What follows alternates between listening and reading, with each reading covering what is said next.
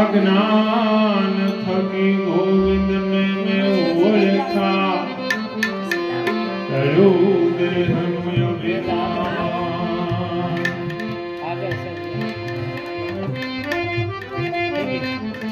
સદગુરુના ચરણે નમો અમાગો પ્રેમ પ્રસાદ દયા કરી મુનિ દીજીઓ હરિરસ અમૃત સ્વાદ.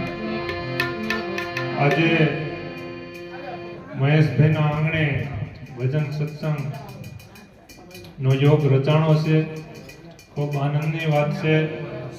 આગળ અનિતારામ મહારાજે પણ ખૂબ ટકોર કરી, જાગો જાગો લોકો મત સુઓ, મત કરો નિંદર સે પ્યાર.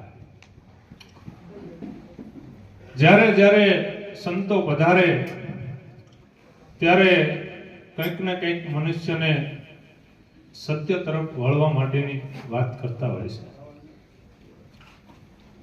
આપણે પહેલા લોઢા જેવા, પણ આ ભક્તિ એક અગ્નિથી માણસ નું પરિવર્તન થાય છે. એમ લોઢું પણ તપાવો તો જેમ વાળું હોય એમ વળે છે, અને જેમ ટાઢું થાય ને એમ પકડ ખાતું હે. એમ આ બ્રહ્મ અગ્નિ જ્યારે મળે ત્યારે અહંકાર રૂપી આ લોઢું હોય ને એ ઓગળી અને ભસ્મ થઈ જાય છે. તો ખૂબ આનંદ આજે અહીં ભાવનગર પધારવાનું થયું. મહેશભાઈએ ખૂબ આગ્રહ કર્યો અને સંતોએ ખૂબ આનંદ કર્યો.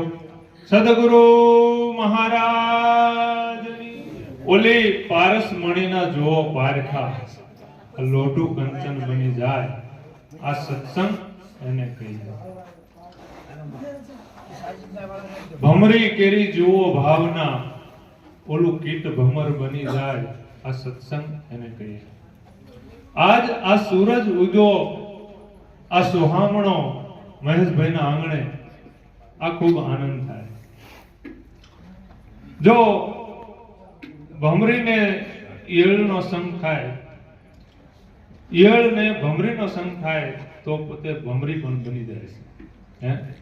એમ પારસમણીને જો લોઢું અડી જાય તો કંચન બની જાય છે.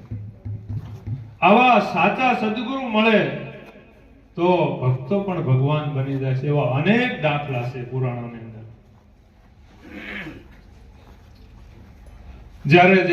જ્યારે આવા મહાન માણસો મળે ત્યારે મનુષ્યનું પરિવર્તન થઈ જાય છે.